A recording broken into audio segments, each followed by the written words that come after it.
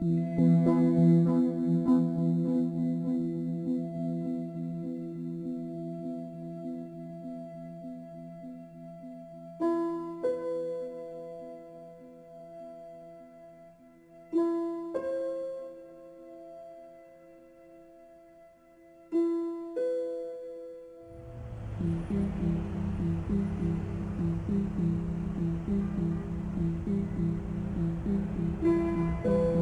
Da Vinci Code. It's been a bestseller for more than 2 years.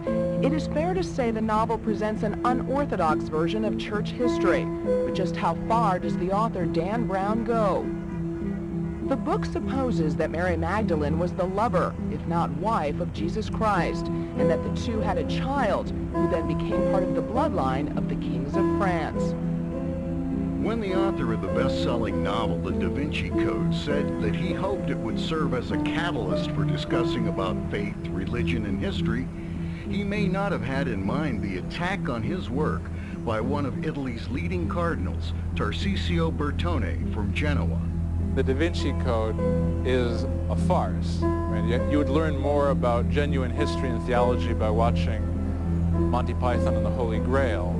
What has attracted readers to the Da Vinci Code is its central theme, which Dan Brown claims is a fact, that a mysterious European society known as the Priory of Sion has for centuries guarded a momentous secret, that Jesus Christ married Mary Magdalene and their descendants are living in France. It's not surprising this has incurred the wrath of many Christians, including the Vatican, while others have wondered if there might not be some truth to all of this.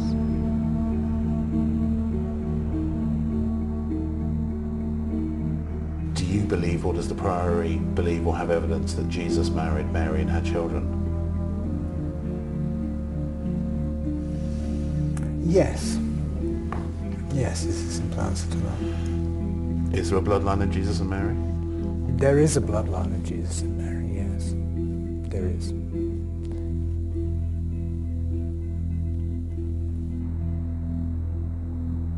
Three years ago, I set out to investigate what some believe is the greatest cover-up of all time. The truth about the real Jesus of Nazareth and his relationship with Mary Magdalene. I'm not an archaeologist or a historian. I'm just a filmmaker who was fascinated by the huge implications of this story, with the same questions that so many of us have about the Jesus of faith versus the Jesus of history. The Vatican says that the idea of a marriage and children is preposterous, but I've spent most of my life investigating stories that people said were either not true or unsolvable, and this one was no different, only the stakes were much higher. It's hidden, isn't it? But it does seem like a convincing... This is the story that is so dangerous no one dares tell it. And that's why it goes into myth and legend and art, because it's too dangerous to be stated as fact. If the church has lied about Jesus' divinity and deliberately twisted the facts, then it would undermine the whole basis of accepted Christianity. I wasn't convinced by the church's version of events, nor did I buy the whole bloodline conspiracy either. But when you look at the hidden messages encoded in paintings, in documents, and even in churches across Europe, they do seem to tell a very different version of the Jesus story from the New Testament. I mean, look at this. They're holding hands. Their right hands, which is an element in the liturgy of marriage. She looks pregnant, right? Apparently. She does to me. The success of the Da Vinci Code has brought so many people to the awareness of this subject that something has to happen. Either it has to be proven false or it has to be proven true. If it was true, then I wanted to find the hard evidence, documents or maybe even relics that would shed new light on the idea of this bloodline. Anything less just wouldn't be enough. I knew that it was a long shot though. It was likely that anything worthwhile had either rotted away, been destroyed, or had been confiscated by the Vatican. It's about power, it's about money, it's about manipulation. They are experts at it. There are stuff in the Vatican archives that most of us would give our back teeth to have a look at. But there were rumours that some evidence had survived, protected down through the centuries by a secret society known as the Priory of Sion. Bruce, they know you're there, so do not go to that meeting tonight, okay? Jihad? Oui. Bonsoir. Bonjour, boss. I have a camera crew. Can they come? Okay, okay. Okay, guys. The Priory of Sion exists today. They exist as a secret society. What if they really did produce the goods? What if they produced the body of Jesus or evidence of Mary and Jesus' marriage? That would have caused real uproar.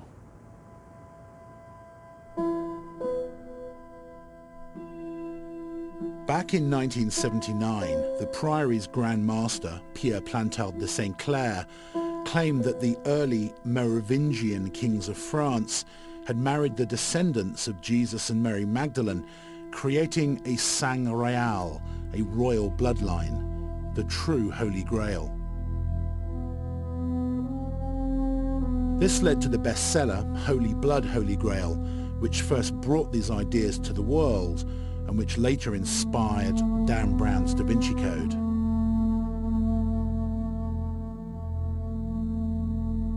There's no doubt that the Priory of Sion exists, and it's deposited the original statutes in 1956 as it has to under law, so that is an undeniable fact, and they have a story to tell. And it's not so much whether they exist, it's whether the story they have to tell is a valid story, or whether that is their confection. Do you have an answer to that? Well, through my researches, I have mixed feelings, because on one hand there's a huge amount of mythology and symbolism and playing with words and playing with ideas. On the other hand, there seems to be like a blueprint that holds it together, that however much you analyse it and try to debunk individual pieces, you still come back to a coherent whole. Plantard's checkered past had led most people to dismiss the entire affair as his personal fantasy, but I wasn't so sure. If his mission had been to get this idea of the bloodline out into public consciousness, then with a little help from Dan Brown, I think he succeeded beyond his wildest dreams. I think the real threat of the bloodline for the church is how a marriage and children undermines Jesus' divinity and 2,000 years of Christian doctrine.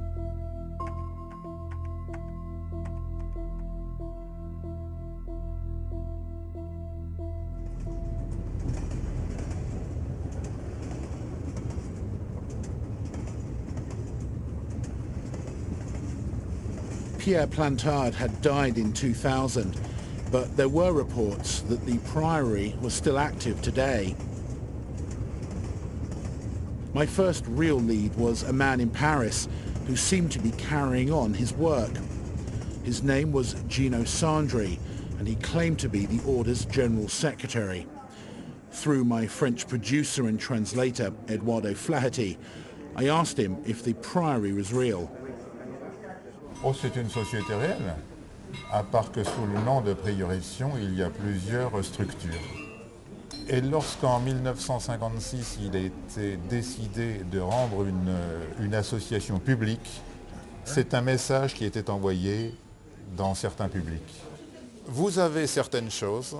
But you will say you have certain things. Nous savons que vous avez telle chose. We know you have these things. Et nous avons telle chose. And we have certain things. Documents? Documents? Entre autres, ouais. Among other things. What are the secrets they're guarding? C'est quel genre de secret qu'ils gardent? Oh là, je ne peux pas m'étendre là-dessus. Je ne peux pas... C'est un sujet dangereux. It's a dangerous subject. Il y a deux organisations, le prieuré de Sion et l'Église catholique, l'Opus Dei. Il y a les bons et les méchants. On pourrait ajouter une chose. On pourrait dire que certaines œuvres d'art sont codées. Mais il faut comprendre ce que cela signifie. But you have to understand the significance in these codes. Gino Sandri became the Priory spokesman in the mid-80s and seems to be carrying the flame of the Priory to this current time. And he has put out various press releases on behalf of the Priory, and one assumes from what he says that it's still in operation. Dans ce que j'ai essayé en répondant à vos questions, ce n'est pas de donner la vérité, mais de fournir les éléments pouvant permettre d'approcher la vérité. That would give you parameters from which you can start looking for the truth.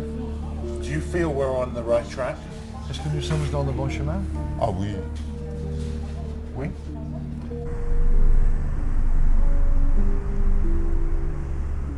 At the end of the interview, after the cameras were turned off, a man stood up at the back of the cafe, walked over, wrote something on a card and handed it to Sandri before walking out.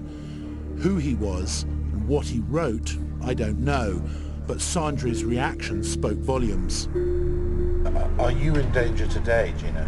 Est-ce que toi, tu sens en danger?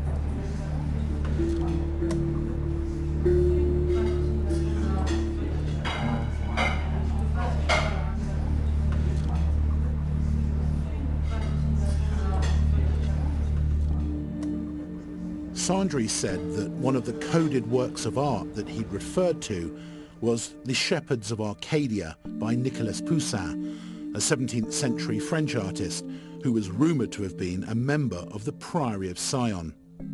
It depicts a group of shepherds studying a stone tomb out in a field. One of them is pointing to a Latin inscription in the stone, Et in Arcadia ego. It is an anagram, again in Latin, and if I consult my notebook, when you transpose the letters, you get et ago in arca Dei, and I act in the name of the Ark of God. Is there a game being played here? Oh, almost certainly there's a game being played here, and it's a game that would appeal very much to the author of Da Vinci Code, Dan Brown, who loves solving puzzles. But who's playing the game? What's the point? Tim told me that the bloodline does exist, and that he's actually met some of its members. I spent some 8 or 9 years investigating this story and seeing how I could substantiate it. And the conclusion we came to is, while it cannot be actively proved that their claim to descent from Jerusalem is absolutely certain, what can be seen by evidence amassed over nearly 8 centuries of records is that these people had preserved a story that said Jesus did not come to die on the cross to redeem us from sin, but to reveal a spiritual pathway of initiation leading to sacred knowledge or gnosis. This is a tradition which has been well accepted in France for many, many centuries. So there is a bloodline? Yes, oh, very definitely.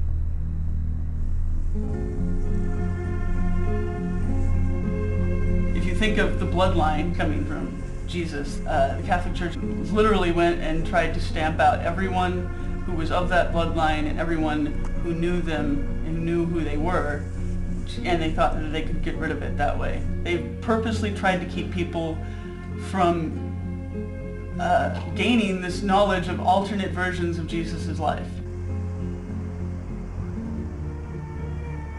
I went to the archives in Paris to see what else I could find on the Priory of Sion.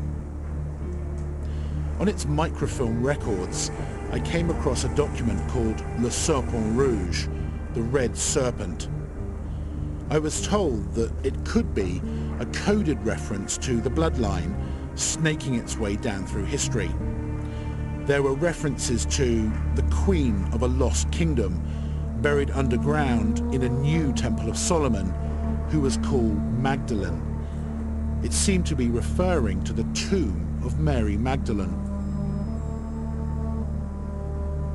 And in a bizarre and sinister twist, the three men shown as the authors of the document were all found dead within 24 hours of each other, just a few weeks after it appeared in the library. Were they killed for revealing secrets? And if so, who by?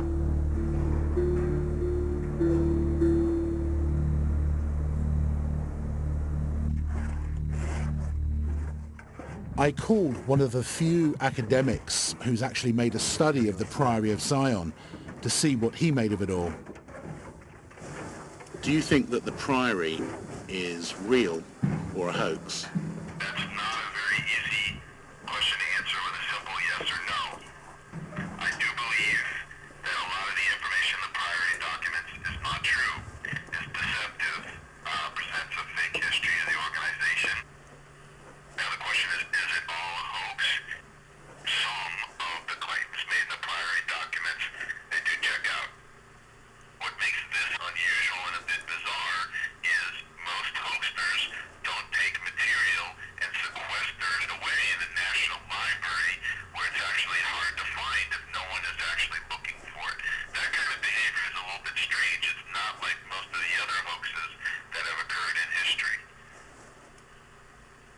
What do you make of the so-called bloodline theory that seems to be interwoven with the whole Priory mythology? Well, at least according to the Nicene Creed, he was both God and man, and if he was both, certainly the man part of them could have had a wife and fathered children, right? So that doesn't attack the fundamentals of Christian theology. In fact, what was more controversial, that Jesus might have survived the crucifixion, or that the crucifixion might have been faked, or, I mean, the bottom line being that he had not been resurrected. That means he wasn't God, wasn't the Son of God.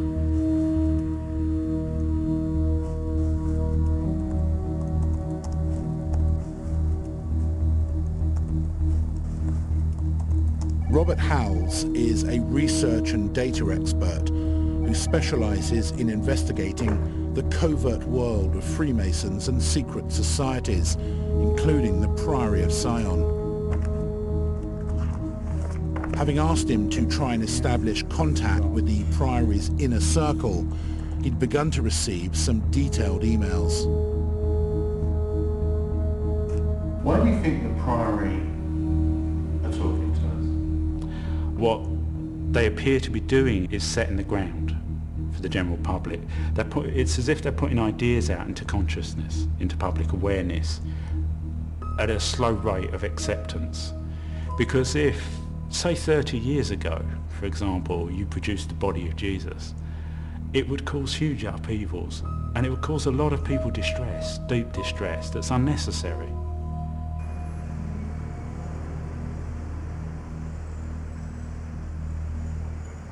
There have been emails going back and forth for a couple of weeks now, but the good news is that Rob's contact in the Priory has finally agreed to meet in person.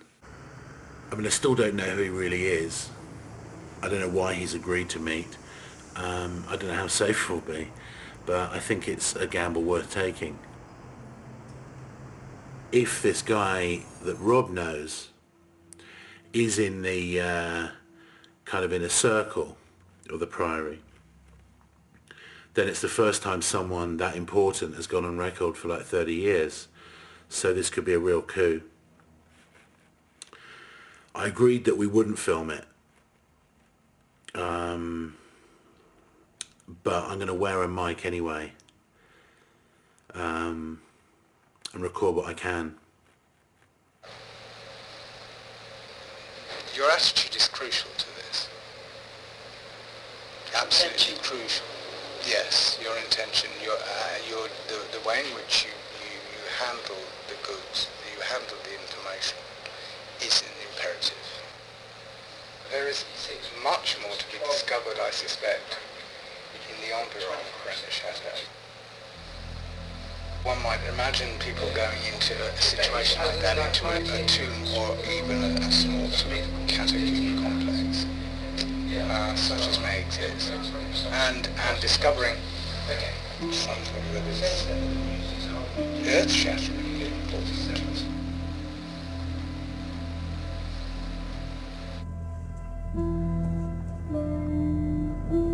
The village of Rennes-le-Château was an interesting reference because parchments that were said to reveal incontrovertible evidence of this bloodline were reportedly discovered there at the end of the 19th century.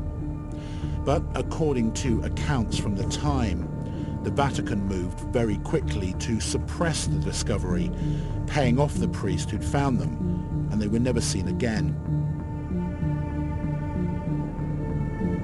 The priest's name would be familiar to any reader of the Da Vinci Code. It was Bérenger Saunière.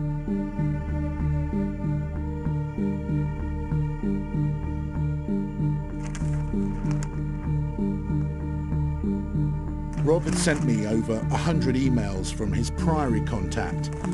The claims and the information were fascinating, but was any of it true? Do you believe that he is in the priory of Zion? He definitely is in the priory of Zion. I've seen enough evidence, we've had enough conversations. The material I've been furnished with not only shows me that he's very credible and very much in the priory of Zion, but also shows me that the priory has a wealth of inside information into the mysteries of Rennes-le-Château.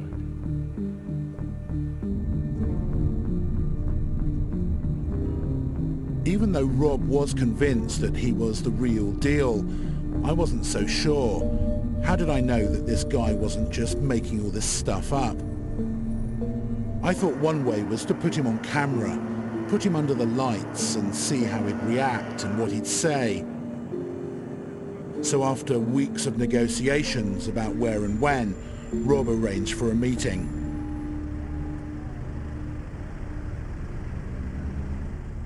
What do you think the Priory's mission is?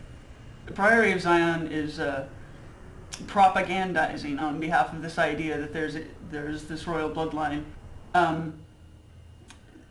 They're releasing information at a quick pace. They're exploding information and it's meant to be absorbed by the public.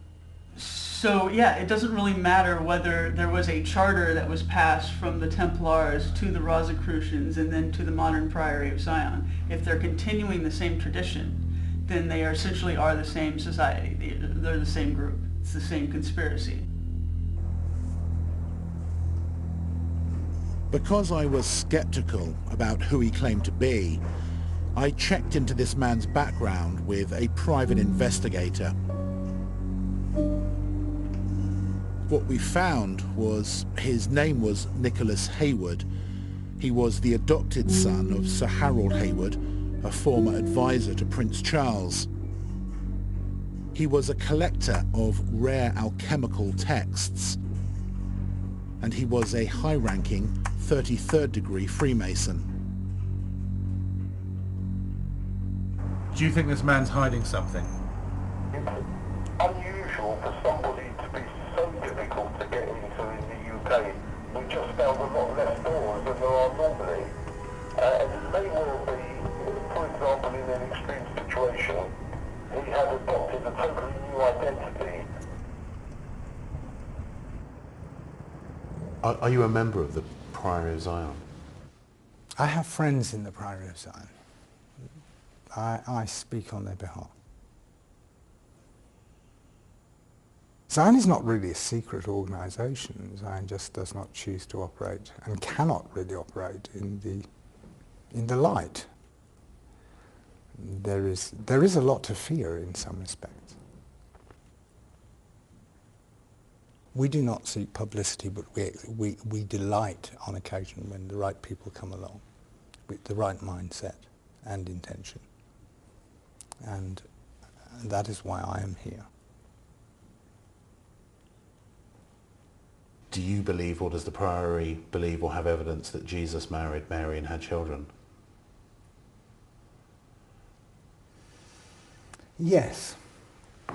Yes is the simple answer to that. Is there a bloodline of Jesus and Mary? There is a bloodline of Jesus and Mary, yes. There is. Do you have evidence within the Priory? Is there evidence? There is evidence. Beyond what's in the Bible, beyond the Talmud, question. and there exists evidence beyond question, but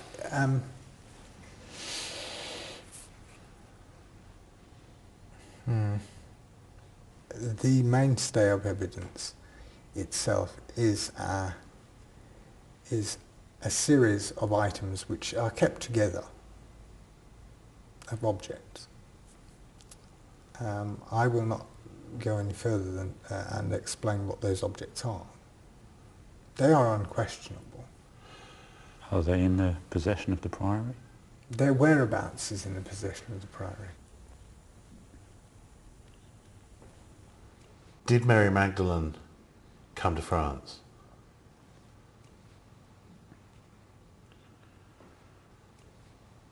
The body of evidence itself attests to that wholeheartedly. Is that in France? Yes. What they tell me is that the evidence is in the area of Rennes-le-Château, and that it is a body of evidence, and I think they mean body in the real term. And this is what they hold against what they call the Great Lie, that history is not how people have been taught and how the Vatican teaches, that Jesus was in fact married, that he had children, that Mary Magdalene was his bride.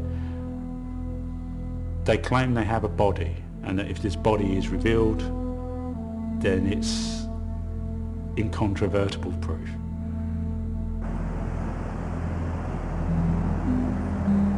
To replay this message, press 1. Hey Bruce, it's me. Hey, listen, we had your cell phone checked, and they're pretty sure, you know, the guys here are pretty sure that there's some sort of a bug on it. Don't ask me how it works, but anyway, the guys are checking a little bit further, but they also checked that noise on your hotel phone, you know, that buzzing, and they said that there's most likely a wire on that as well. Be careful and watch it, and call me when you can. Let me know how that meeting went. Be safe. Bye. Do you think there's a move to stop you and others being more open with the likes of us? Yes. Some are happy, some are not. And would they take, do you think people would be prepared to take the ultimate step to stop that happening?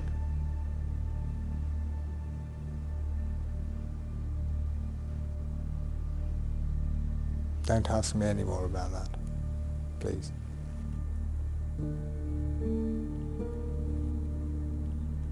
There do appear to have been 3 deaths in the last year of members of Sion, all of which were suspicious, and all of in an identical manner. Which is? Cerebral hemorrhage or stroke. In the sort of secret society Masonic milieu, is a cerebral hemorrhage indicative of a use of a certain poison? Yes, it is.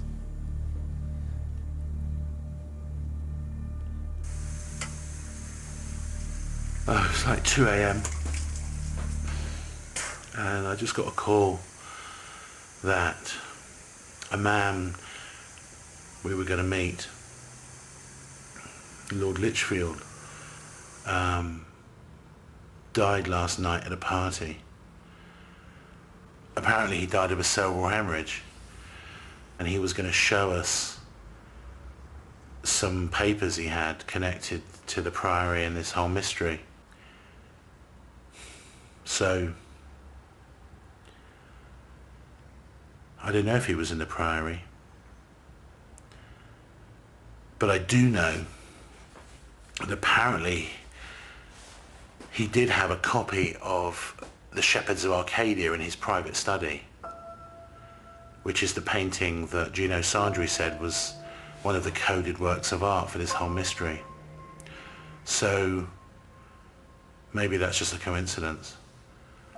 And maybe it's a coincidence that he died of a cerebral hemorrhage. And maybe it's a coincidence that he died just a few days before we were going to meet him and talk to him about the bloodline.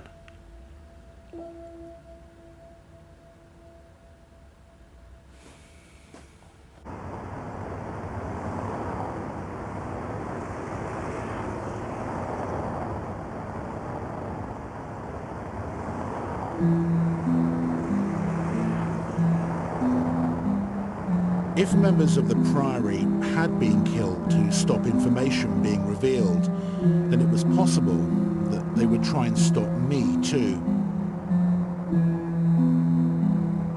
I contacted a member of an important Masonic lodge in Paris to find out what he knew about the Priory and the bloodline. He agreed to talk to me as long as we didn't reveal his identity.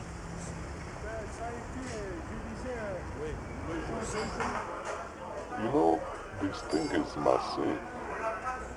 There's a whole network of Masonic lodges with links to the Vatican, to the CIA. It's incredible. You have no idea. These are very serious people, Bruce. They would stop at nothing to protect their secrets. They killed Roberto Calvi in London because he was going to go public about it all. It's real. The bloodline idea is real. So don't think they won't kill you to keep it covered up. Okay. I can tell you that it's all linked to Rennes Chateau. The priest, Sonier, got caught up in it when he found some old parchments under his church. Found out why that area is so important. Alright.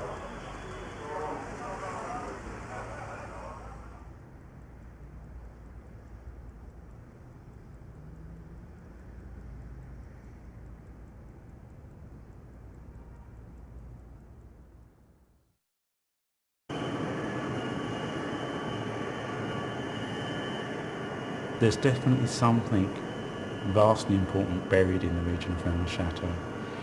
It has to be religious. It wouldn't have attracted or attained the status it has unless it was heretical and religious. The most likely thing to be down there, and the most shocking thing to be down there, would be the body of Jesus.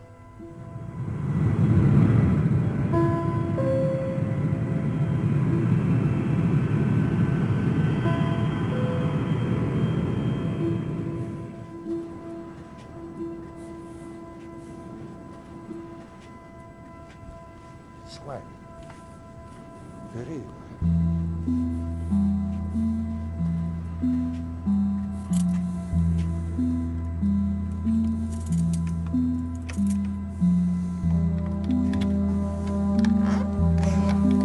What exactly the priest discovered under his church at the end of the 19th century is one of the great mysteries of southwest France. Ah, j'ai compris. Tu as compris? Yeah. The rumours are that he found hard evidence of the bloodline, maybe even the tombs of Jesus and Mary Magdalene. Et personne n'a vu ça. Huh? A local artist and author, Alain Foral, got the keys to the church and agreed to show me where the priest had made his discoveries. He said that during renovations of the church, Saunier had uncovered a staircase down into the crypt, which was hidden behind a false door in his wardrobe.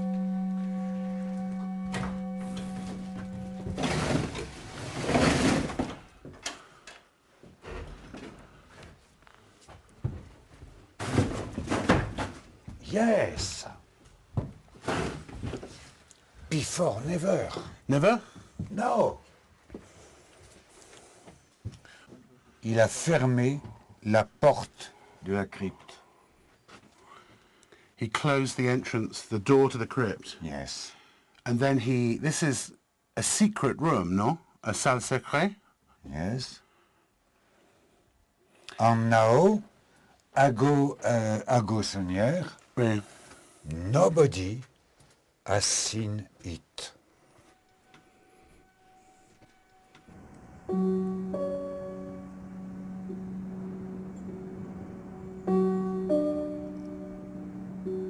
I went to the current mayor of Rennes-le-Château to see if we could excavate beneath the floor in that secret room. He said it was impossible. No way it would be allowed. He'd wanted to excavate beneath the church for years, but the French government wouldn't let him. Apparently his applications for a permit remain locked in red tape. There were powerful people, he said, who didn't want this affair exposed any further. Est-ce qu'il y a des gens qui voulaient de cacher les vérités? Yes.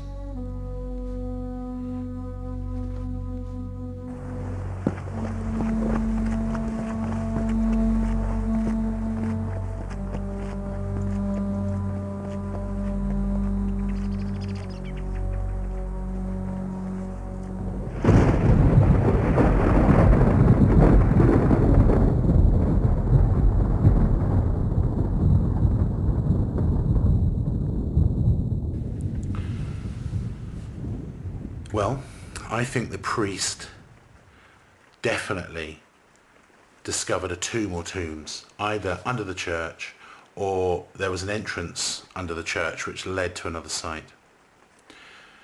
I'm so confident because we've been approached by a number of locals from Rennes-le-Château,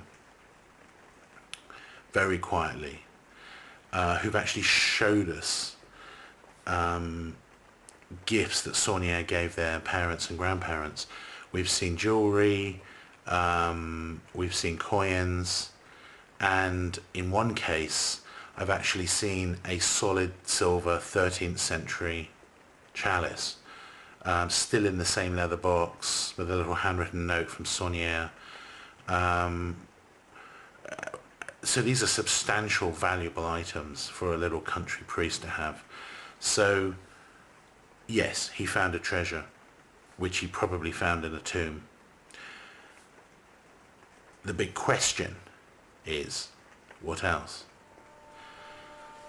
When the book Holy Blood, Holy Grail came out in 1982, the three authors received a letter from a reverend in England who basically said, yes, there's a treasure at Rennes-le-Château, but no, it isn't just chalices and coins and baubles. It's papers that the priest Saunière discovered, papers which were incontrovertible proof that Jesus was still alive in 45 AD. In other words, papers that completely undermine the basis of church doctrine, that he didn't die on the cross. Therefore, he wasn't resurrected. Therefore, he isn't divine. This reverend said he got this knowledge from a priest who had actually touched and translated these parchments at the Church of Saint-Sulpice in Paris. Apparently, they then went into the hands of the Vatican and they've never been seen since. Now, it's possible that Saunière left a clue about the contents of these parchments in his church, because Station 14 traditionally depicts the body of the crucified Jesus being carried into his tombs by his disciples. But in the church at Rennes-le-Château, someone's painted in a moon to the top left corner of the scene, which sets it at night. And of course it's against Jewish law to touch a dead body at night. And you could interpret it as they're not touching a dead body because he was still alive. In isolation, it's a fascinating hypothesis. when you tie it into the letter that the authors of Holy Blood, Holy Grail got, that Saunier had discovered parchments that were incontrovertible proof that Jesus hadn't died, it's not so wild an idea to say that this was the way the priest subtly wanted to leave a message that would outlast him and that would have us still asking questions 100 years later.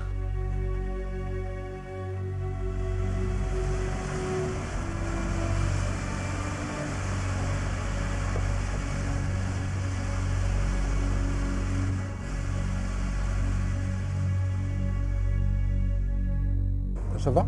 Allez, c'est bon.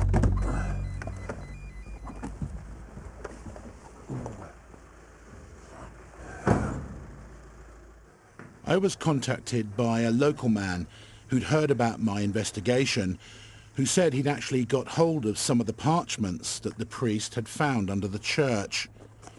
I knew this could be a scam, but I was curious to see what he had, so I agreed to meet him. Ça, c'est quoi exactement? Ce sont des parchemins de l'affaire de Rennes-le-Château qui ont été, au fil des siècles, préservés par les curés pour transmettre un grand secret. Je dis le grand secret parce que c'est le secret de la région, le secret des Cathares, le secret de l'Église aussi.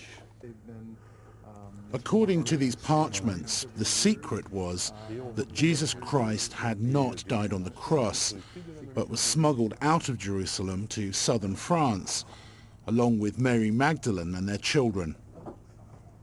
On the face of it, they were just Latin passages from the Bible.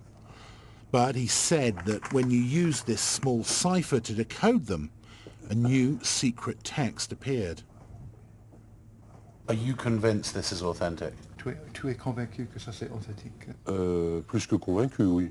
Plus que convaincu. Ce livre est absolument indiscutable. Hein. So are these, what are the age of these documents? Ils ont quel âge ces documents? Les plus anciens datent de la Révolution française. Is it a key to a map? Est-ce que ça c'est une clé pour une carte ou un plan? Tout à fait. Yes. C'est un plan symbolisé. It's a symbolic map. Is Mary Magdalene buried somewhere on this map in front of us? Donc, est-ce que Marie Magdalene, le tombeau est quelque part dans cette plan? Tout à fait, bien sûr. Avec celui du Christ aussi, bien sûr. Yes, with Christ too.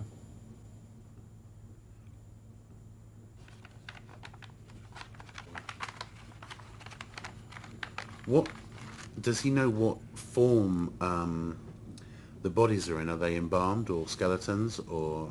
Est-ce que les corps maintenant sont ils ont dégradé, ils ont embalmés, ils ont. Si j'en crois, c'est volontaire. Hein, si j'en crois ce que disent les prêtres, hein, le corps est encore en état de momification.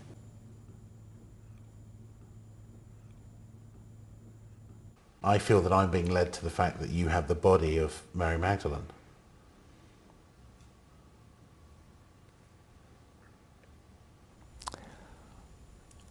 What can I say about that? I mean, that's what you feel. That's. If you, hypothetically, if you did, would it be a wild notion that it could be an embalmed body, or that it would just be a skeleton? No, it would be embalmed.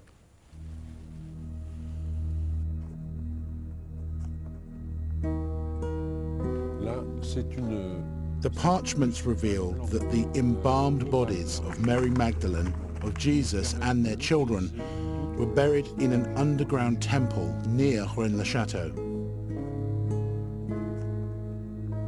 Donc, ce qu'on peut trouver dans le temple à l'heure actuelle, on a reconstitué l'équivalent d'un temple de Salomon. So what's in the temple is a reconstitution of the Temple of Solomon. When was it built? C'était construit quand? 5e siècle environ, la base, 5e siècle environ avant Jésus-Christ. Ah, 5e siècle avant Jésus. The 5th century before Jesus. Is there a temple underground? Yes.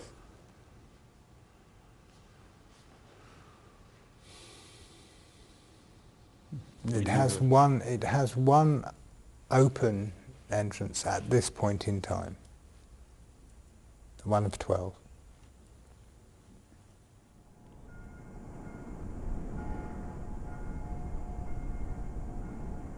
Is this a necropolis as well? Of sorts. I don't like to term it that, but yes. But there are people of importance buried there? Yes. I mean, there are things buried there, yes. There are treasures buried there, yes. Over the centuries, it's acted as a repository for many things.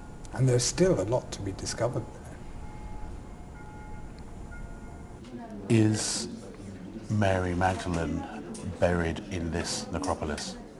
Oui, si on en croit les documents que l'on a entre les mains, et si on en croit aussi les vitraux d'église, ils sont effectivement là. If that temple really is there, that will be the location of the evidence. That will be where the body of evidence is. The body of Mary? If it's the body of Mary, the body of Jesus, the head of John the Baptist, that's your location.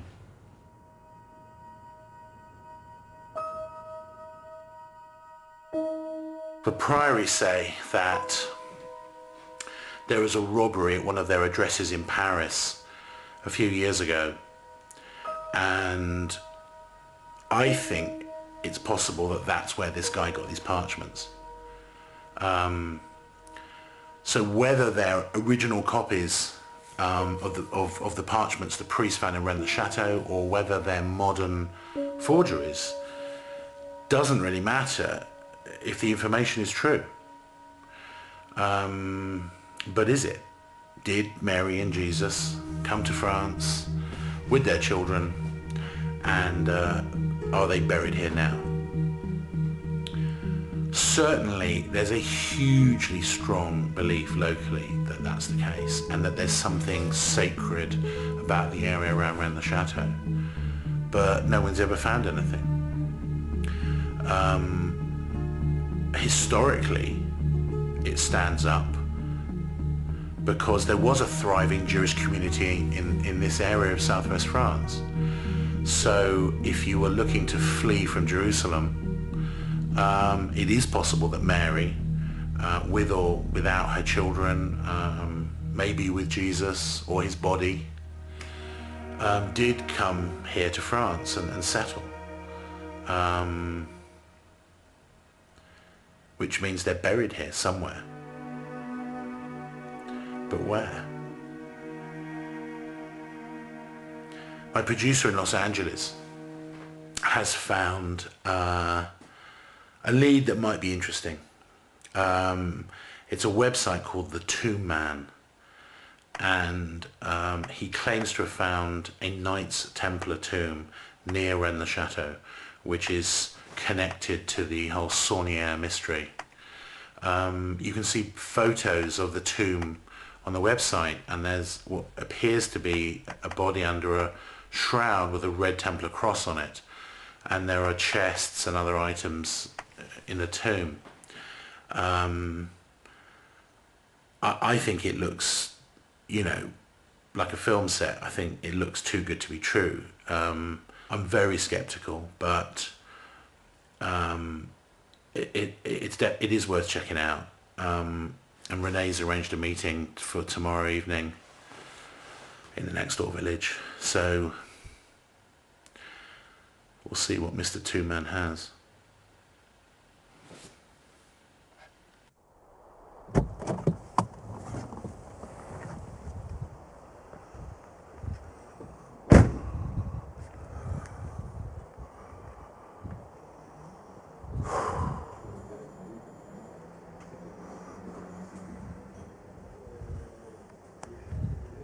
Ben Hammett. The man I'd arranged to meet went by the name of Ben Hammett, which was an anagram of the Tomb Man.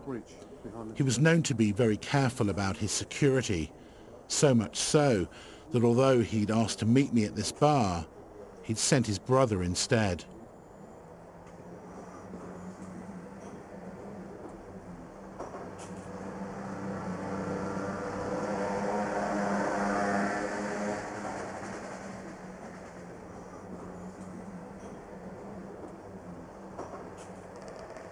That is very bloody weird.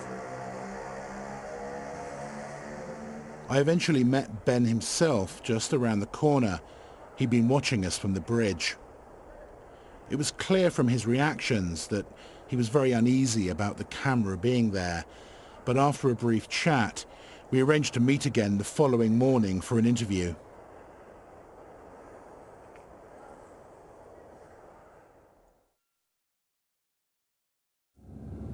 He said he has a cameraman.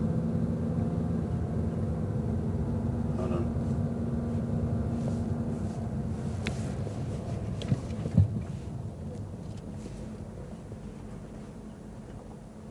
This must be him.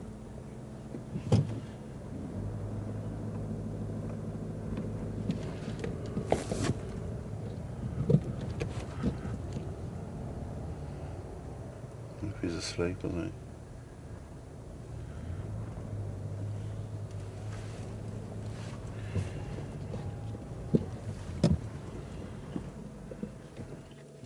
Keep turning it.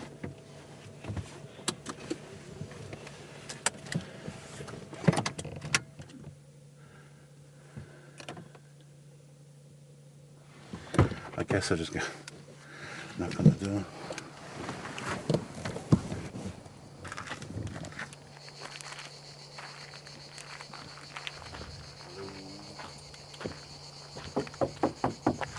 Ben? Hey. Can I come in?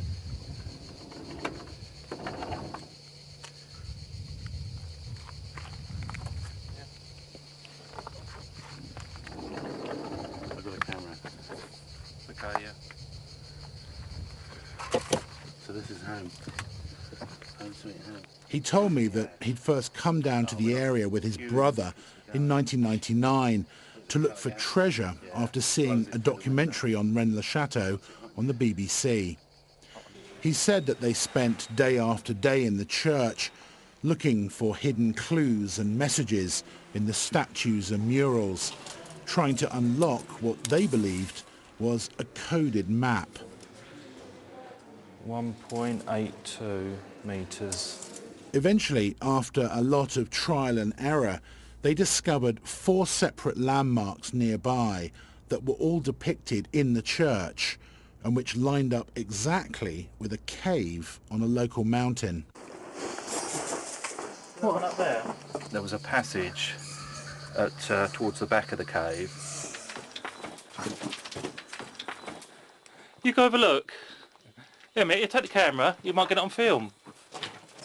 We thought we'd explore it, but it was full of spiders, and lots of spiders. So I had an idea of pushing a video camera in with a stick so that we could see around the corner, you know, put it on record, see around the corner, pull it back, and if anything was there, then it would be worth venturing forth, it worth the risk, you know. And as soon as I put it on record, pushed it forward, and it had disappeared, and consequently it had fallen down this hole, and I found the first glimpse of a tomb. After a while, you could see, I shot him a torch down trying to see it. And he gave it some light.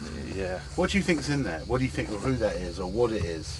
I don't know. I mean, it looks like a Templar burial, but obviously you won't know till we get in there. But it's real. But it's real, yeah. With no way into the tomb and worried about disclosing its whereabouts to anyone, Ben sat on his discovery for several years before returning to Rennes-le-Château.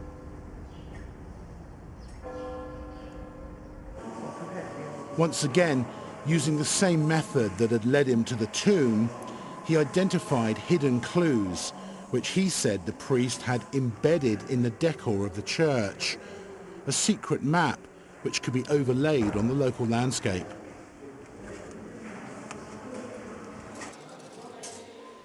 On the edge of this one, 1.22 metres. He connected the crouching devil figure just inside the door at the church with an ancient pagan landmark not far from the village known as the Devil's Armchair.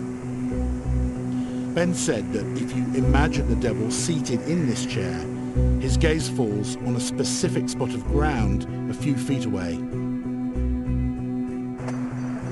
I dug and eventually found the first bottle, and inside was this. Is that Sonia's signature? Yeah. It was rolled up? Yeah, it was rolled up, and this is what we could see through the glass, this bit here. And what's on the other side? It looks like a map. Yeah, this... What do you make of it?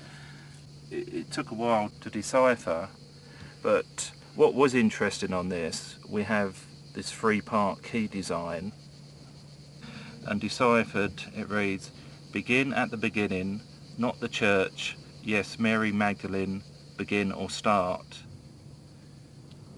Begin, beginning, and Magdalene. These cryptic clues led Ben and his team to a real place not far from the village, a sacred spring called the Source of the Magdalene. And using measurements hidden in the text of the clue, they were led to an exact spot where he found a large stone engraved with the initials of the priest, Burgess Sonia. Yeah, gotta be. Gotta be. With a whole of water still. And then, what's that? Well, they're close, maybe not. That is a definite... That is a B That and shows an up S. well, doesn't it? Yeah. So we followed this arrow, done a line of sight, much like we did the first one, and all along that line of sight we checked all crevices, any likely hiding places, and that's eventually, after a bit of searching, we found this grotto-like cave entrance. We dug, cleared the leaves away, dug down and found a bottle. And don't pull it out. Yeah, I want my camera ready to get pictures of you, Ben. Here we have. The bottle is a lot larger. I'm not going to move it, I'm just trying to see how far...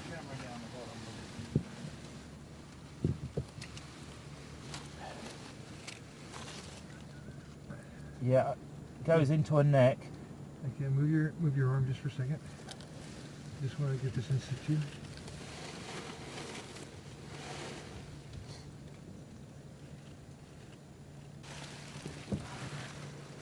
Keep it upright just in case there's any water in it, and if there is, it would run down to the bottom. Yes, it's been sealed with red wax. There's part 3. Oh, I've tilted it off. Just always got his signature on there again. It looks... Within this second bottle was a densely written, two-sided piece of paper with what appeared to be the signature of the priest Burgess Sonia. By rearranging the order of the letters and words, Ben said he was able to decipher some hidden messages within the text. I have entered a tunnel in the mountain and found tombs of the Knights of the Temple and the Cross. The Knights protected a great secret in written manuscripts which I have found. The enemies are not the heretics, but the church in Rome. I have abandoned and renounced my false church. I have done what I've done to preserve the secret. Maybe in the future the time will come for the secret to be revealed. Now, how are you feeling by now you found the second one, when you found the second one? It's hard to describe. It's I don't know how to describe it. It's like wolf, you know. It's, I don't know. It's awesome. It seems a cliche word, but it's, you know, it just makes you shiver. You know, it's. Having solved the first two parts of the key, Ben then deciphered the riddle in the latest clue. Enter the cave beneath the Blackfoot and the helmet, To reveal the place here to dig, does the boy on bended knee. The black foot, the boy on bended knee and the helmet were all shown in the Stations of the Cross in the church at Rennes-le-Château. These led him to a helmet-shaped rock known locally as the Guardian, high on a mountain not far from the village.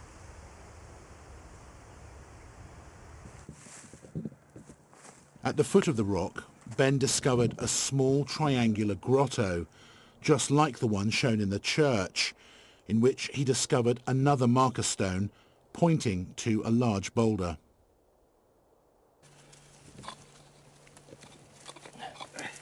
What, mind your feet? Stay with it, that's it. But there's a bottle underneath it. Just. I didn't tell you that. Oh, that's heavy, isn't it? Yeah. Found a bottle, Sandy. The bottle was under the huge rock which almost killed Ben. Yes, honestly. I don't believe it. Bottle. Finally. Keep it in that pouch if you want. Number 3.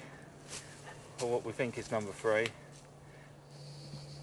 I think, you know, the question that everyone's going to have is that this stuff looks amazing. Why you? I guess they'd suspect that it's a big hoax, because, you know, there's so many hoaxes around this mystery. Yes, but I mean, it's not a hoax. I did not bury these. I believe Sonia was responsible for these. We know he went walking along all over the landscape, doing whatever he was doing, searching or planting these. We have photographs of him in certain locations where these were found. It's, I think they're genuine Sonia artifacts. And why you? I mean, why not Henry Lincoln or all these other people who are searching for treasure? You've got to get it. I mean, look outside it. I'm here in the middle of it. I'm here walking the landscape. I'm here following the clues in the church. It's not that I've just gone and looked at it and immediately found it. You know, there's been work, there's been disappointments, there's places I've searched and found nothing, you know, many places. It's just, it takes a while to get into the head of Sonia, but once you're in there, it sort of clicks.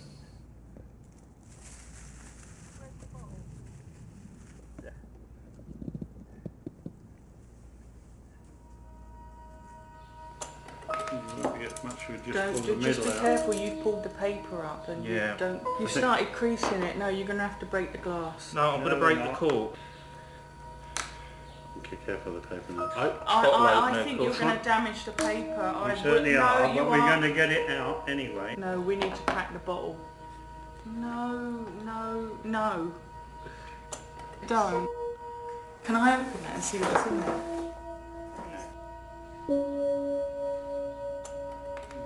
I can't believe this.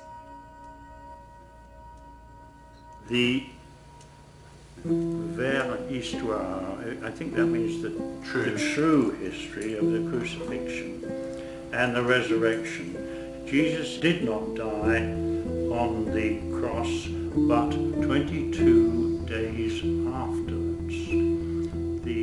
The resurrection of Jesus was a trick. It was Mary Magdalene who took his body from his tomb. The disciples were fooled. Later, the body of Jesus was discovered by the Templars and then hidden 3 times. Rome knows all about this, but they cannot afford to let the secret be known. They threaten to kill if the location of the tomb is revealed.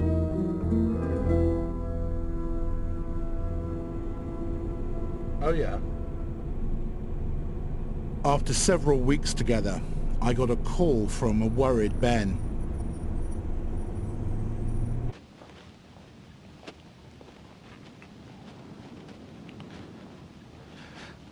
Yeah, thanks for coming, Bruce.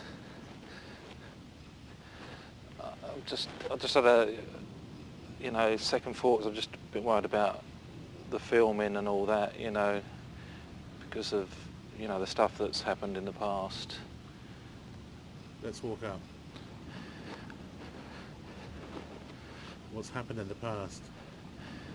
Well, when I was at Rennes-le-Château, when I first discovered the tomb and that, I had the brakes cut on my van, and I had to leave it at a campsite overnight, and I actually stayed in a hotel. Right. But when I went back in the morning, the van had been broken into, which wasn't very hard. You only had to slide the windows back and put your arm in. But I had a roll of film taken and a tape out of my video camera, though the video camera and the other camera was left.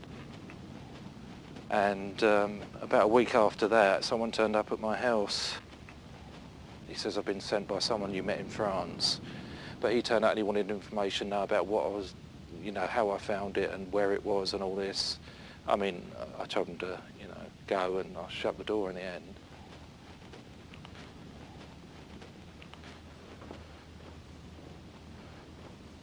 Do you think you're in over your head? Yeah, maybe.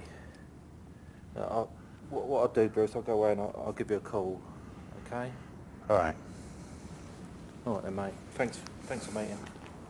Be careful, Ben. Yeah, you, Bruce.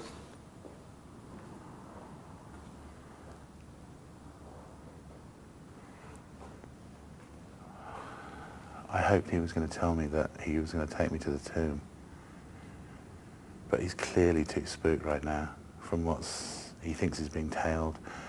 Stolen tapes, they cut his brakes, they've come to his house. I mean, he's in fear for his life and his family. You know, I've got to find out whether this tomb is real or not. But if people are trying to menace him, then maybe they know something I don't. Let's go back to the car.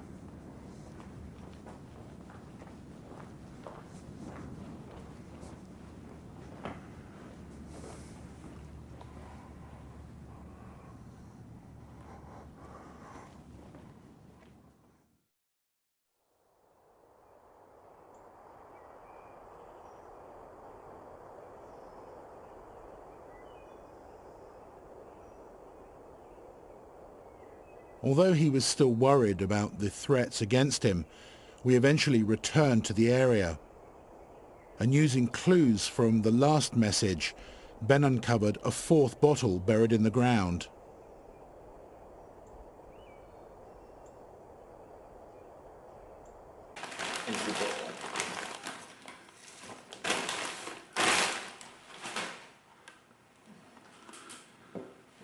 If I hold it up to the light, you can see the message inside. Oh yeah. It's a big one again, like the second one by the look of it. Because it seems to go into the neck. And it's resting on where it's a blown bottle, there's a big lip inside. Yeah. So I think I'll clean that off first. I'll clean the dirt off. I'll run it in the sink. Yeah. Oh, beautiful. That's a good one. Oh, it's broke all the way round, but it's... Didn't get your glass, did I? All right. We're still not going to get... I'm going to have to see it's cracked all the way, so I'm going to take the whole top off. Oh, ah. Well, this is the moment to cut.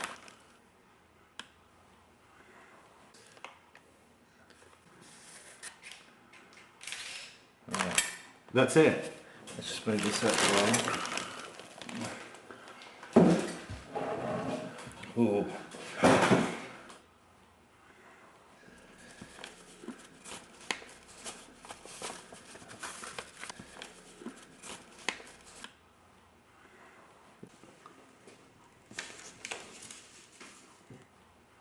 The parchments of Ave Bigu, the cup of Jesus and Mary Magdalene, and the anointing jar. But it's basically seems to be pointing to that these three things might be here in this box, right? Look, it's saying grotto, and there's a sister there. So there's a chest in the grotto. And if we look, we've got like a cross J and an M, but it could be like a funny T, back to front T. And on the altar painting of Mary Magdalene in the church, we have this. We have like the J with a cross T on it, and we have the M. So you think that those things on the altar match these? Match those.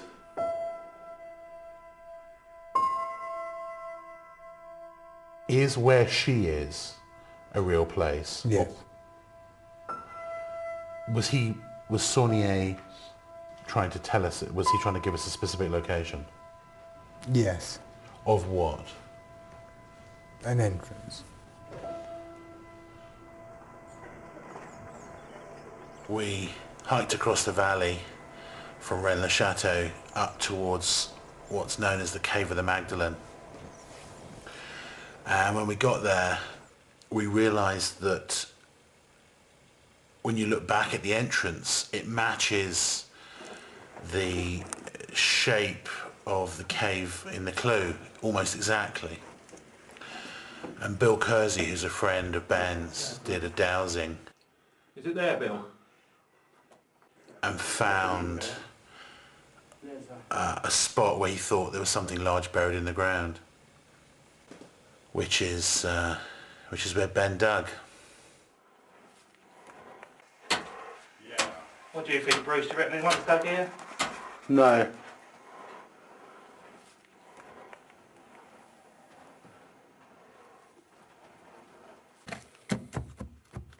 Hear that?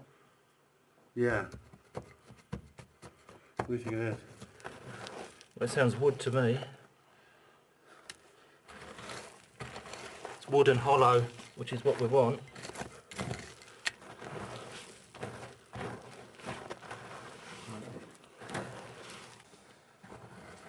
Oh, can you pass me It is the wood. light as well? Yeah. Just tap it. How big is it? How big? Yeah, it is a box. Yeah, here it comes. I think I just pulled the lid up then. So it can't be locked. Okay, hold on. What you're doing is you're pulling the top off. You see, there's a... Oh yeah, and we're letting earth in. Oh, you're pulling... It's opening halfway. Okay. Pop it out, Dan. Can you pop it over here?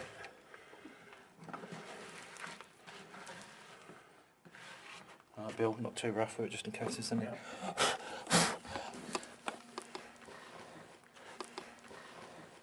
I'm going to slip into It's amazing. How do you feel?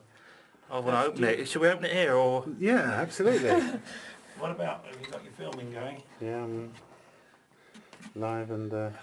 Alright, you ready? You can see, can you see, Bill? Just give 1 second. I can see. Okay.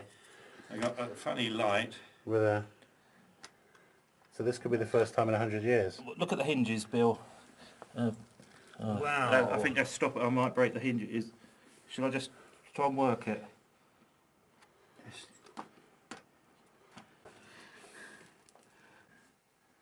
Oh my God. This is the key.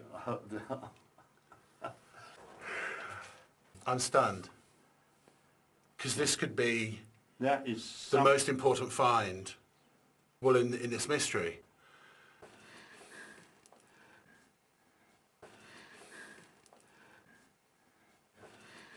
Okay, so what can we say? I just want to hold the cup of... if it is a cup of Jesus. Careful. I'll put that in there, but I think it's a rock. Okay. It's a bit mouldy. What is it made of? Pottery, yeah. It's got a crack down one edge. And there's a scroll. And there's we'll leave the scroll till we get back. And the coins. We'll have to go back. Yes. It's old. And this is, it looks like the ointment jar. Old. Yes. I don't know what it's something else. How do you feel? I can't believe it, actually. No, it doesn't seem possible.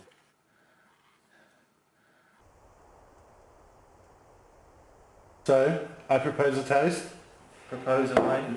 To Ben. To Ben finding the box. Cheers. Onwards and upwards. Skull. Is to finding things. Was it St. Anthony and the Hermit is the saint of finding things? Yes, things that are lost. Cheers, St.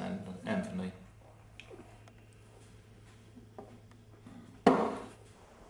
So what's the plan now then? Right, the plan is now... What about the other end? crack the other end and take it. No, I think just pull it and then draw it out. Open it up.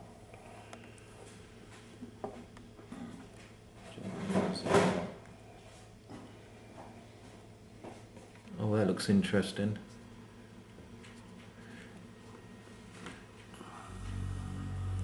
I was going to use tweezers to unravel it, but I thought my fingers would do less damage. Inside the vial was a small roll bit of old parchment. On it was a hand-drawn layout of the church at Rennes-le-Château, and there was an arrow pointing down to a regalis crypta, a royal crypt. So at some stage there must have been a very important body down there. And given the legends about her being buried in the area, did the two M's mean it was Mary Magdalene? And if it did, had Sonia discovered her and then buried some relics from her tomb in the wooden chest, including the actual jar of perfume which she used to anoint the feet of Jesus?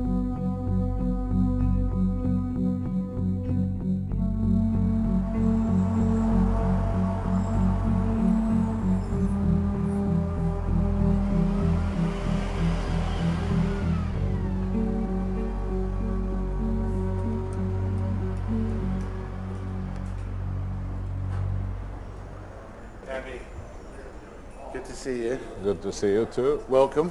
How are you? Good. How was the flight? Excellent. Tiring. We flew to London to meet with Israeli archaeologist Dr. Gabriel Barkai, one of the world's top experts on ancient relics from Jerusalem, who'd agreed to analyze the contents of the chest.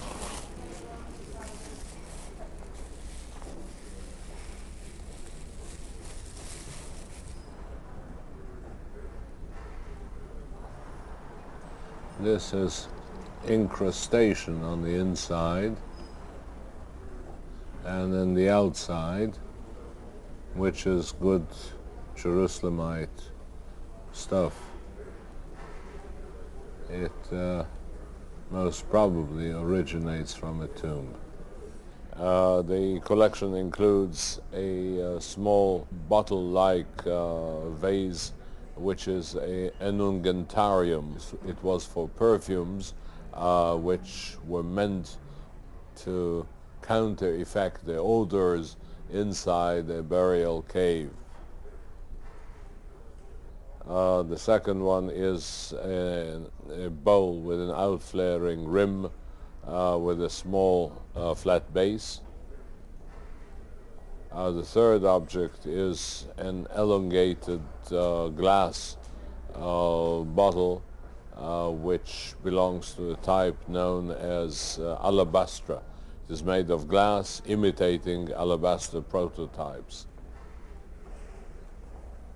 They are no doubt from the vicinity of Jerusalem, or generally from Judean origin, from the 1st century BC. I had a look also at the coins. They also seem to be Palestinian. I had the impression that several of them are Byzantine in date, that is early Christian, belonging to very generally 5th, 6th centuries AD. And one of the coins seemed to be a silver coin of the Crusaders in Jerusalem, the Jerusalem Kingdom. Now this is an important piece.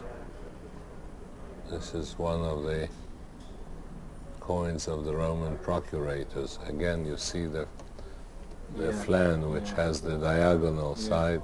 There's the Jerusalem mint. There's one of the Roman procurators in Judah, a palm tree on the other side, the palm branch here. When would this date from? This is 1st century. AD? Yes. It's very interesting. I'm very happy that I saw it with my own eyes. I'm very happy. My impression would be that it could have been either purchased in modern time in the antiquities market somewhere in present-day Israel and brought over to Europe. Another possibility is that it was discovered in the past in an unknown way and then transferred to Europe. So it is possible. It is possible. It would be not out of the question that artifacts excavated by the Templars, Knight Templars in Palestine or even in Temple Mount would find their way to Europe.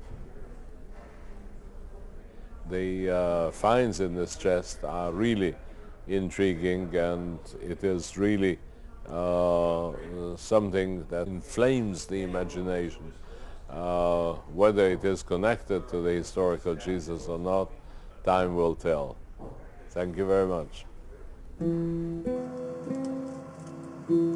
The production office in Los Angeles got the results back from Oxford University's Carbon-14 lab, who'd analysed the small roll parchment in the vial. There's a 68.2% probability that the parchment dates from between 1440 AD and 1480 AD, and a 95.4% probability that it dates from between 1430 AD and 1520 AD. It's great results. That second line is AURF. Okay, hold on. Ben had managed to translate the text on the far left-hand side of the parchment. It read, "Here you begin to undertake a search for the secret tomb and treasure which I've guarded, and by the act of finding it, you become its guardian."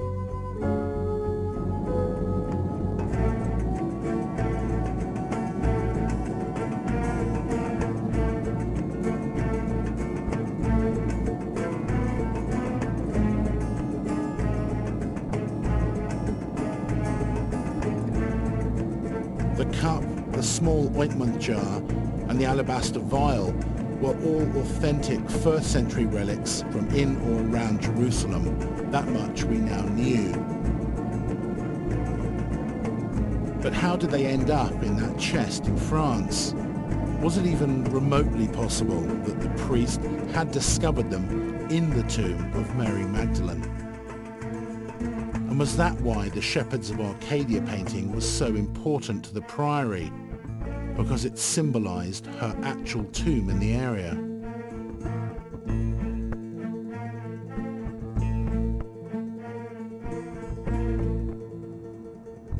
When I got back to France, I called the man from the Priory of Sion to get his take on Ben's discovery. Hello? Hi Nick, it's Bruce. Hello, Bruce. I mean, I really want to try and get down to, you know, brass tacks, as it were. I mean, go for it. Does that tomb exist? Is that which tomb? What, her tomb? The tomb of Mary Magdalene? Yes, it does. And it's in the area? It is in the area. And did he get that from it, do you think? I'm not... I cannot think that he got it from anywhere else. And was it an object of veneration by subsequent sects and orders, etc.? What about the cup? Ditto. Why? Because it would celebrate the marriage? Absolutely. And they would venerate them because it's symbolic of the marriage and the bloodline? Yes. Why us? Why did we get to do this? You have approached this from an entirely different way from any other group, any other individual, any other team, any other inquirer. We're waiting for someone like you to come along.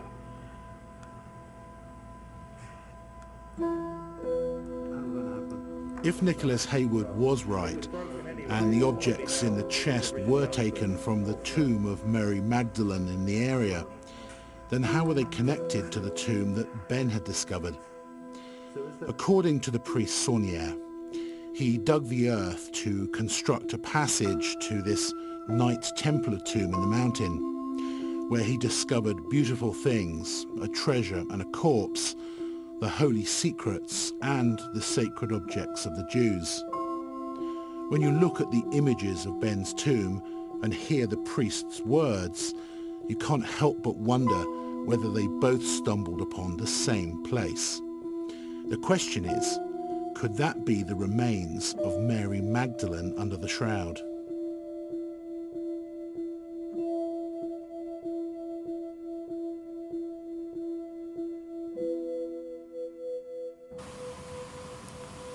Yeah.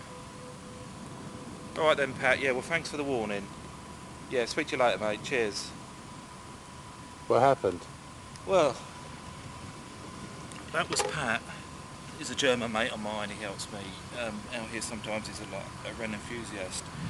And there's this bloke who he knows from the German forum who said he knew where my tomb was and he knew who was inside, and he was coming out here to Ren, and then he was going on to Jerusalem. But in Jerusalem, he was captured by someone, and his son was shot in front of him. And then he was shot. Bloody hell. But he said he knew where my tomb was, so was that why he was shot, or...?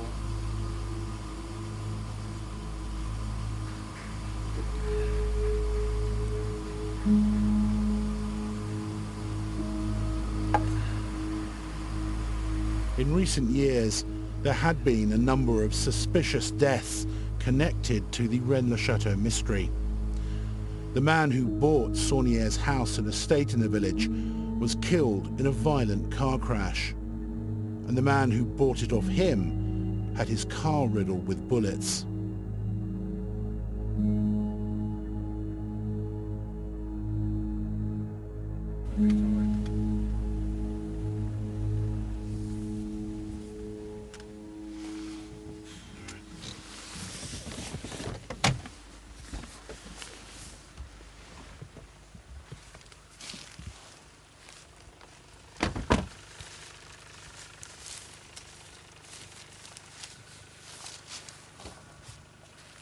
Ben decided to go back to the tomb that night to try and see who or what was down there using a remote camera.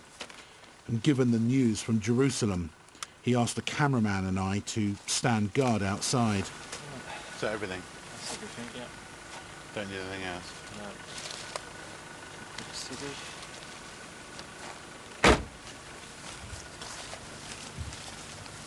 How long do you think you'll be?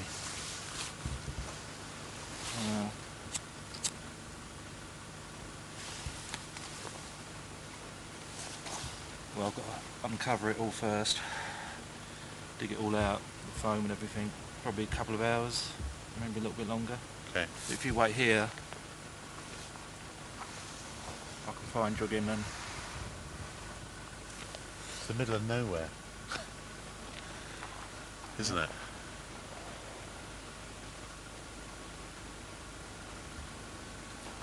If you hear anything in the bush, it's probably just wild boar or something.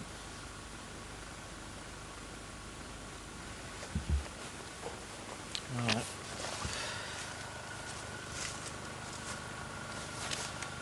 It's over with.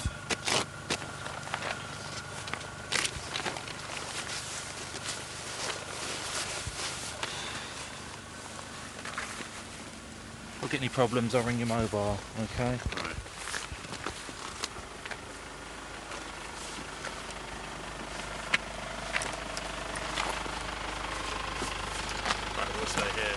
Aaron, let him go off. We're staying here. We're not going with him. I'll see you in a couple of hours then.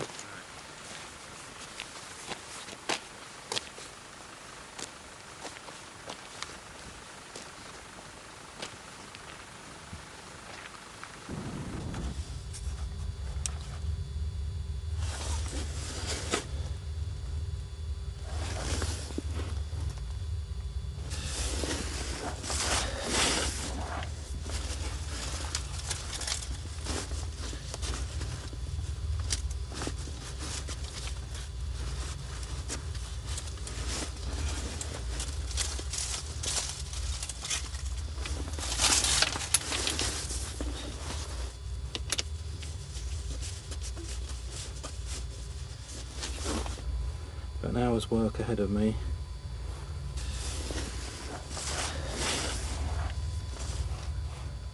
I'm going to turn it off for a while, dig it out as soon as I see the entrance, and I'll start filming again.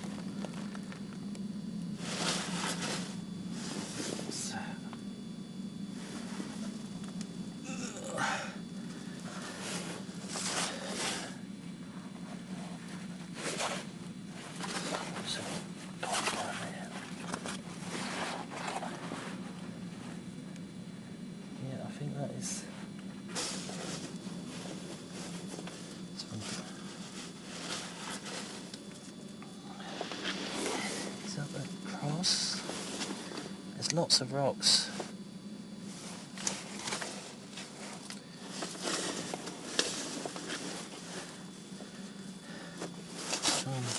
Over the other side.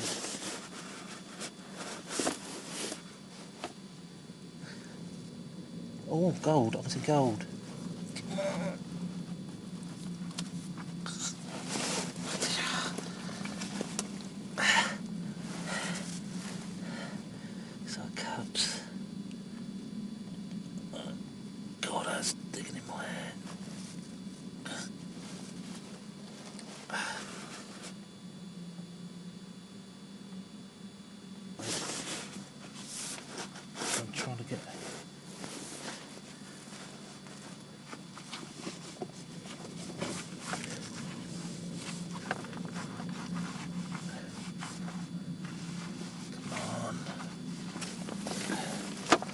Again.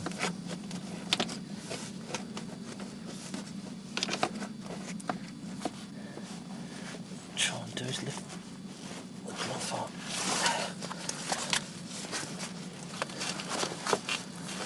Oh, I just saw it. Oh, yeah, I can see the teeth.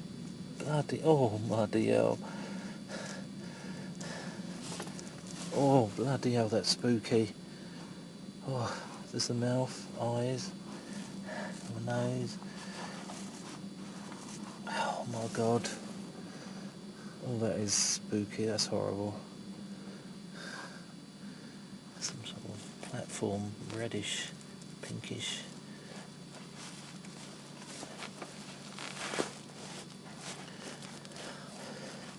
God, bloody hell. Come on.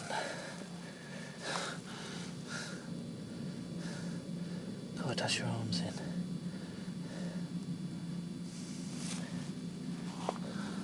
Well, it looks like it's partially mummified. It certainly looks like there's skin on it.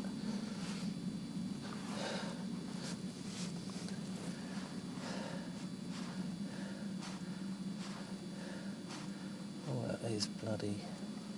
Oh. Yeah, that's the hands. Fingers. Open up my knife. Oh, that's definitely fingers, and they look like they're crossed like the altar. Mary Magdalene. So this could be Mary Magdalene. Fucking hell, if that is. Yeah, the fingers definitely look overlapped. So awkward.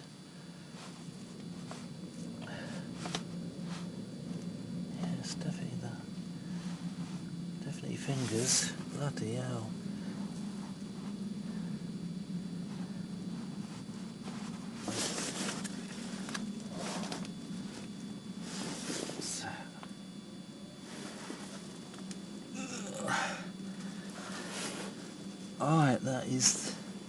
that is the entrance.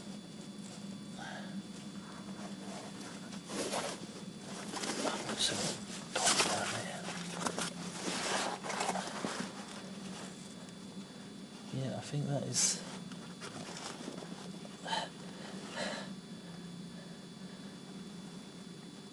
It looks like a wooden beam, like a support, a lintel.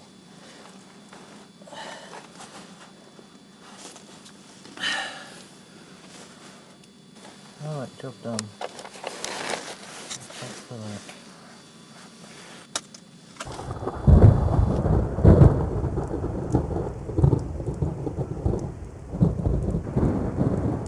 Wow.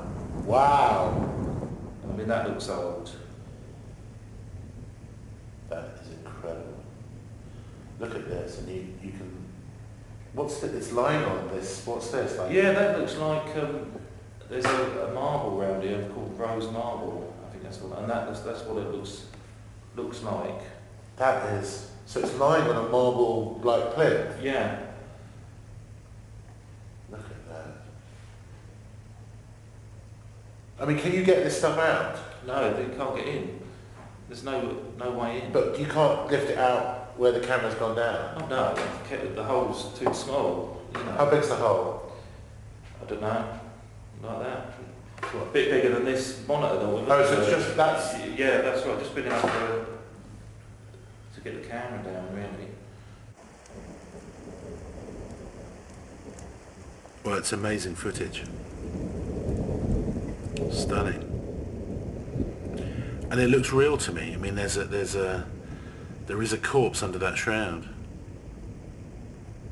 Just seems too hard to fake. Yes, you could put the items in there. You could perhaps even,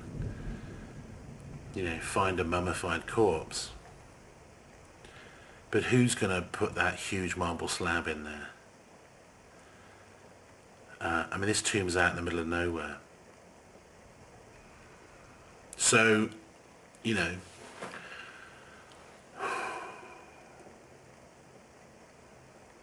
I know our critics are going to think this is crazy, but it's real. It is real. It exists. It's there. Are we being led? I think you have been led from the day you set foot on this task. This is the slow release. Is this the aim of the current circuit, the current release of information, is to let the next piece out? Is it unique to us, or is it being disseminated across other? At this point in time, it's unique to you. This is probably all my DNA on that. Look at the size of that one. Yeah. Can you see that, Aaron? Yeah. Looks like it might be greyish in places. It's a fair old size. Okay. We'd been able to collect some hair strands from the skull for DNA tests at Lakehead University in Ontario, Canada. There wasn't enough DNA to be able to establish either the age or gender of the corpse, but they were able to genetically map the origin of its ancestors to the Middle East.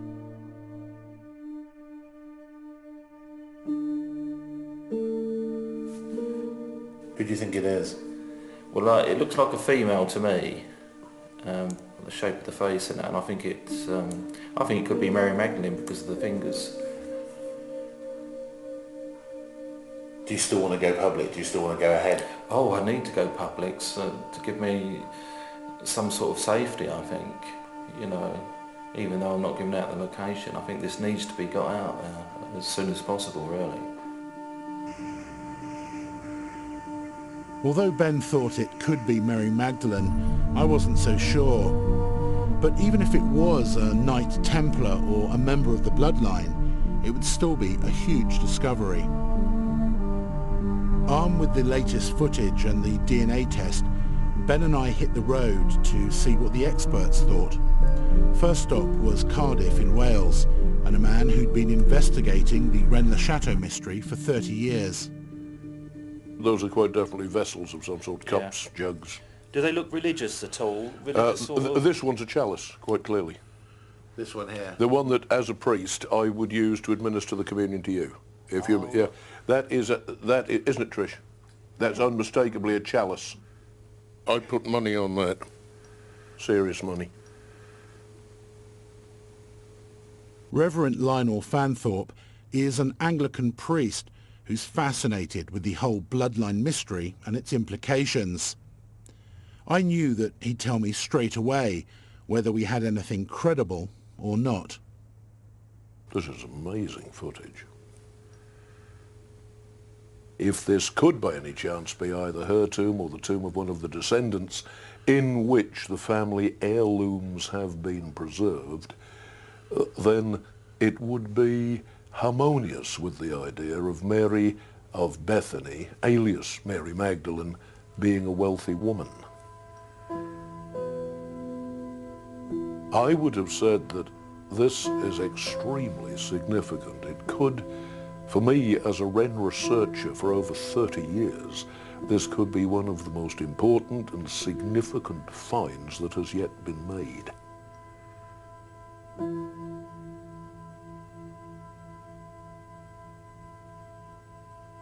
The way this body is simply just lying there under this shroud, this is not your common or garden burial. Our next stop was Dr. Aidan Dodson at Bristol University in England, one of the world's most respected mummy experts, who'd recently discovered the remains of the pharaoh Ramses I.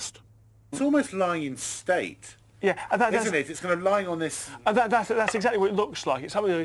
The body, people would kind of walk round and. Yeah, and the very fact that it hasn't Yeah. then been taken away, it suggests to me that there's this idea of some kind of veneration, because clearly, looking at the stones from the other side, it has been properly filled up. It was not just been abandoned. Back in our edit suite in Los Angeles, I showed our footage to Professor Robert Eisenman, a world-renowned biblical scholar and the leading figure in the translation and publication of the Dead Sea Scrolls. That looks really interesting because that's clearly a mummified corpse. But now you've got to ask other questions.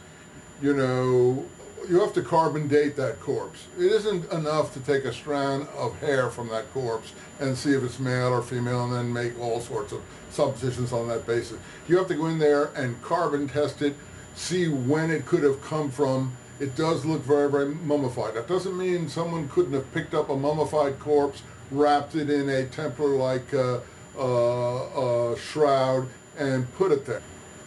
My question is, okay, it's too perfect. Why is the shroud sitting there with the cross so you can see? Why in a wet climate like southern France hasn't that whole thing rotted away? What do you make of that chest and the items in it? Well, honestly, the chest worries me quite a bit. It seems a little too packed. A perfume vial, a bowl, this kind of thing. Why would someone put these things in there? All of the coins, etc., etc., etc. Now, I have no doubt that these things will turn out to be authentic in terms of what they are. But how did they get there? You know, what you have to do is you've got to go very carefully. You have to go step by step before you make any claims, because the whole world is waiting to laugh you out of the room. And you have to go really careful. I've been involved in things that were ultimately turned out to be frauds and forgeries and things like that. And these things can be very clever and very, very crafty.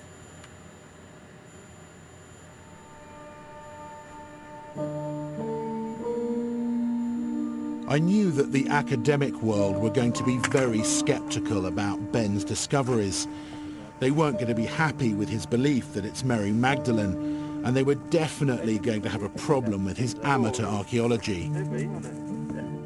But I can't help feeling that's just unfair.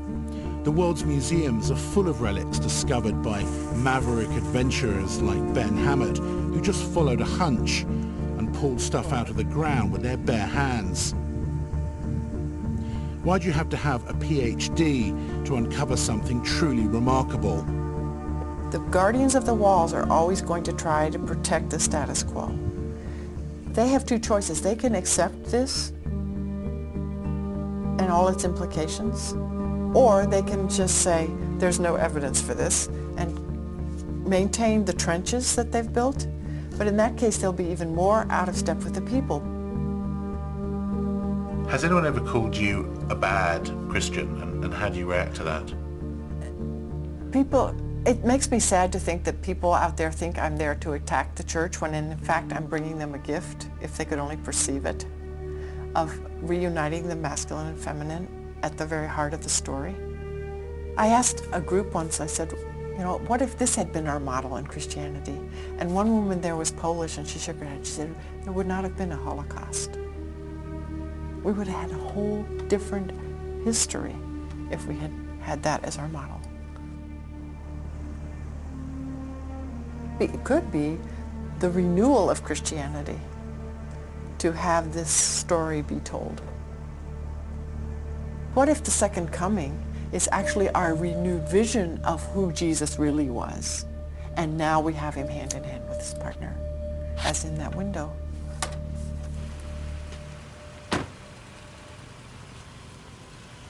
My last stop was perhaps the most important, a chance to show and discuss our discoveries with a senior and controversial member of the Christian Church. Bishop Spong? Yes, sir. Bruce Burgess. Glad to see you, Bruce. I've got a camera with me. Is it okay if I come in? Come on in. Okay. I think that traditional Christianity, that institutional form of Christianity, is probably dying. And I'm not sure that letting it die wouldn't be a good thing to happen, because I think when you look at the manifestations of traditional Christianity, they're not very life-giving. We've blessed slavery with the Christian scriptures.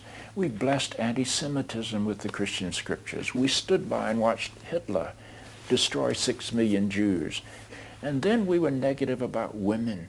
And then we were negative about gay people, and we've been negative about left-handed people, and we've been negative about mentally ill people, and we've been negative about divorced people. The church has victimized a great number of people in this world. Now, how does that square with the portrait of Jesus drawn by the fourth gospel that says the purpose of Jesus is that we might have life and we might have it more abundantly? Is the way we treat gay people giving them life? Is the way we've treated women giving them life? We are in a rebellion situation because people aren't going to accept those definitions. I don't care what the Pope says. And so the traditional way in which we've told the Jesus story, I think, is inaccurate, and I think it will die. But I don't think the Jesus story will die, and I don't think the power of a God presence in human life will die. I think he was a remarkable, remarkable human being.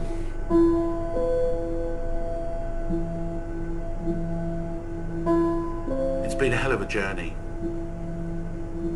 and I think that everything that's been found is really just a start.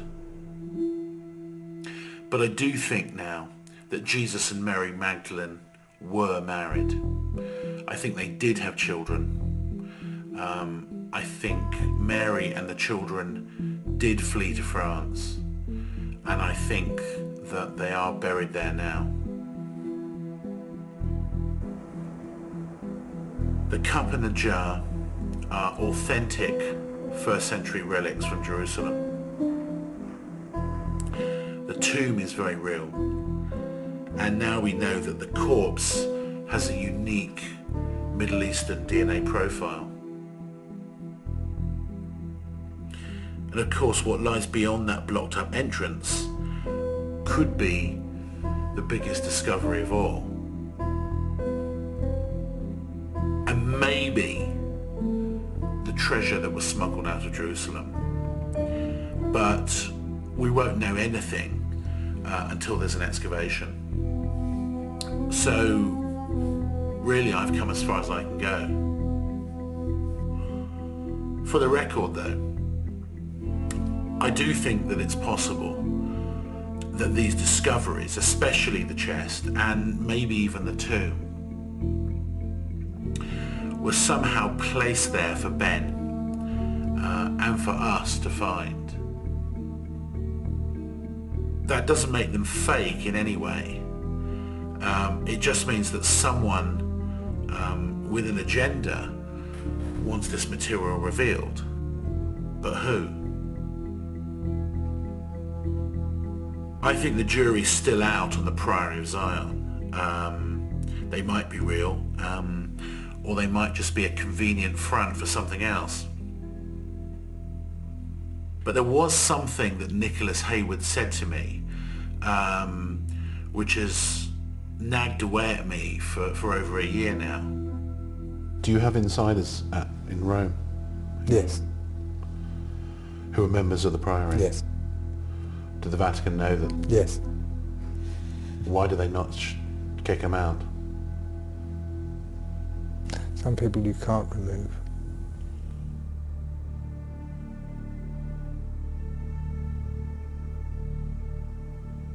Can you uphold and believe in the doctrine and be a member of the Priory of Zion?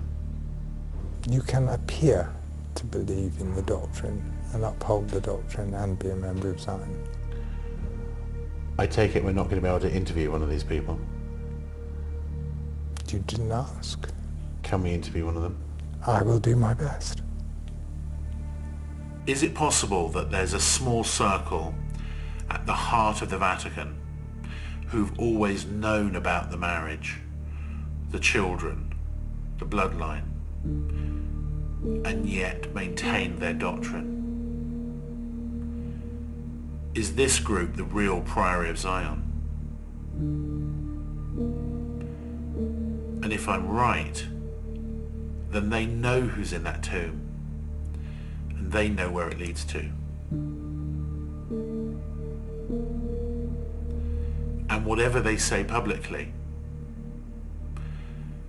they seem to want all of us to know it too.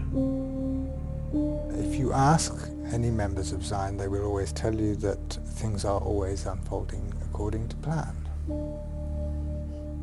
because they always are.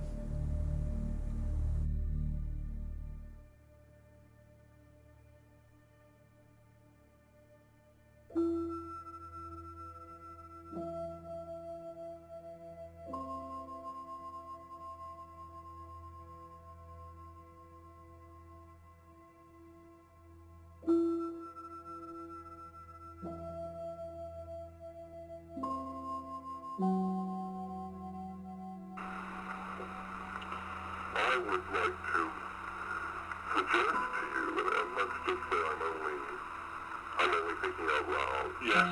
The real power behind this, the real creative zeal, is in fact the real people in the Roman Catholic Church. They are the ones that are driving this whole issue. There have always been people like me there at the top level of the Roman Catholic Church. The truth hides under its opposite. Yes. Clearly, the fact that Christ has children, that it wasn't the story of resurrection. The truth is different. And there is no point in revealing truth to people until they're ready. People sometimes they want to buy a lie more readily than the truth. The church, said it simply, the Catholic Church is the prelude of the old divine.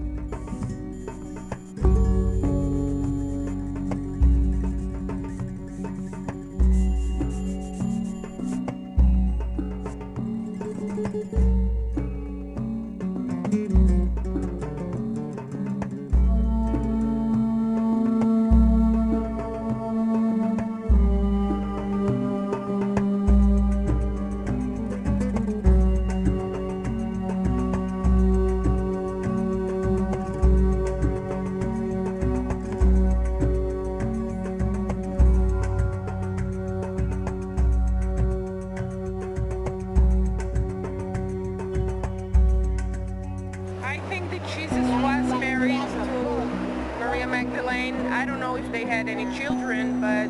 I think Jesus was a man and yeah, he could fall in love with her, so I think it's really a possibility. If he was married to her, then that would like blow everyone's mind, saying like, well, everything we believed up until so far isn't really true, or is just a farce. The Gospels were written centuries later. Gospels is not real history. I think that it would be a positive thing, and I think it would make the whole concept of Jesus and religion more accessible to the world, especially the world that we live in today. If there was proof one day, it would not shock me at all. It would just validate probably what I kind of knew intuitively. I think it'll be a great thing that he was married because he was a man while he was on earth. So, and he found someone that he loved, and they were together, and they loved each other, and there's nothing wrong with loving somebody. Married? And Jesus married? That's crazy. Don't believe it. Don't buy into it. Not at all. I think if it were true, it would have been in the Bible. What? No. That doesn't... Crazy. Yeah. It will have a very big impact on the world. I think a lot of people that are very religious will sort of start doubting what the Bible says and start doubting what they feel. I think it would be very controversial, but I guess just basically the truth is the truth, and people should pursue the truth above what they wish the truth was. If Jesus and Mary are found to have been married, I think it will greatly upset traditional sections of the Catholic Church, because it will mean they will have to rewrite history.